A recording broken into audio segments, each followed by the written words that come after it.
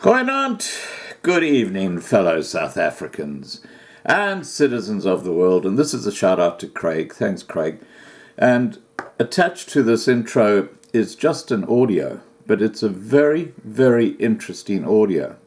And it's an Indian fellow who is addressing the Msunduzi or Pietermaritzburg municipality.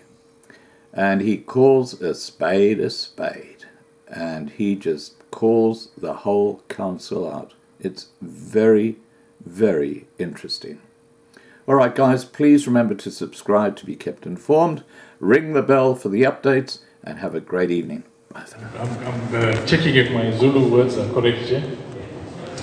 I wasn't invited, by the way. I always come uninvited. I'm a very polite guest.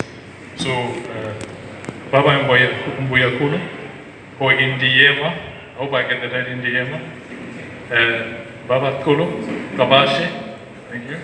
And Comrade Mayor, I'm ignoring you because 6 months ago you told us in 2 weeks you clean up in Msunduzi, you lied. And I call people by their clan name out of respect because when I'm fighting an issue, I'm not fighting the person.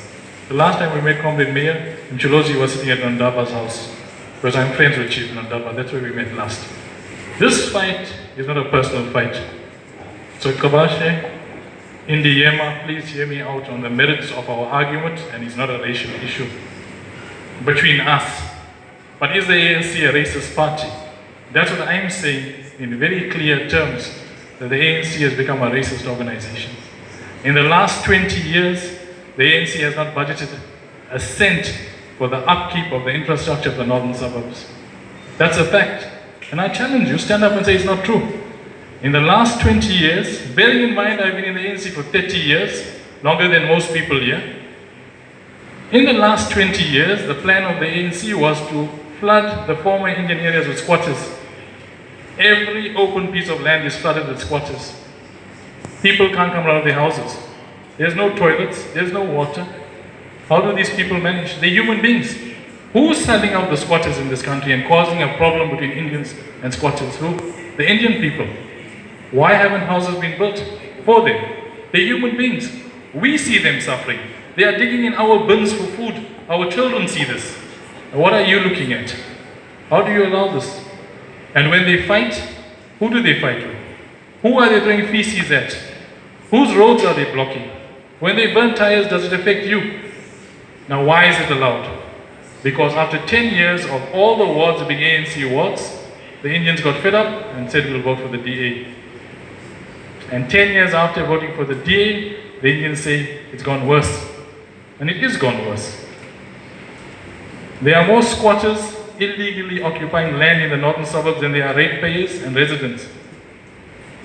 In the last 20 years, the ANC hasn't built a single house for Indians, coloreds or whites. To rent one room in Nordale or Raystop is 5,000 rand. How do people live? Are you racist? Of course you are racist. That's why I left the ANC. You have a 2% quota for Indians.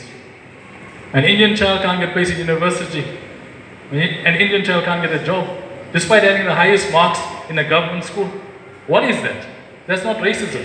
Look at your work complement at Msunduzi. Look at what people are being paid. And the roads can't be swept. Where I live for 20 years, the lights haven't been fixed. 20 years. Can I stand with any integrity and say I'm a comrade? What do I tell my people? What do I tell my children? So which person supports the ANC, in all honesty, who has children, brothers and sisters? Policemen who get shot are Indian or colored or white. They will never get promoted because that's the ANC policy. You don't budget to fix the areas up in 20 years and now suddenly for the elections we see you and you want a vote. The damage to the infrastructure in the northern suburbs will take 10 years to fix. Almost every manhole is broken. I've got the photographs on my phone. The squatters have smashed the manholes and taken out the steel reinforcing to sell. Your average old pensioner, Indian, colored and white, pays for electricity, lights and water more than their pension. But there's free lights, water, and whatever else for squatters. That's not fair. How do they manage? Now, I don't want to talk for too long. I want to make this point. The ANC has become racist. Please defend it. An Indian child with 90% does not get placed in university because they're Indian. They cannot become a doctor. But the ANC government doctors are being sued for billions of rands every year. There's no money for hospitals. There's no money to pay doctors and nurses. Same with the police. Same with ESCOM. Same with SAA. You have a racial policy excluding people on race. It's unacceptable. I was in the ANC for many years. Some of you know me. I worked for the Truth Commission, the Electoral Commission. I've investigated political violence. I know many of the ministers. That was in the past.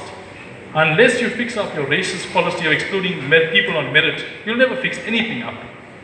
To fix up the manuals outside the schools alone will take about 150 rand to cover those holes outside every school in the northern suburbs, every school.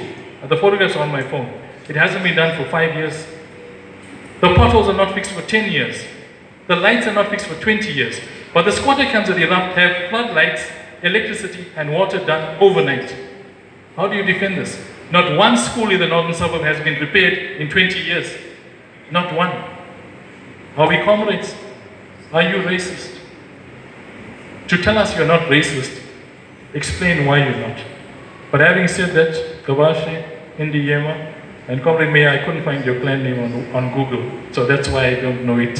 Thank you very much.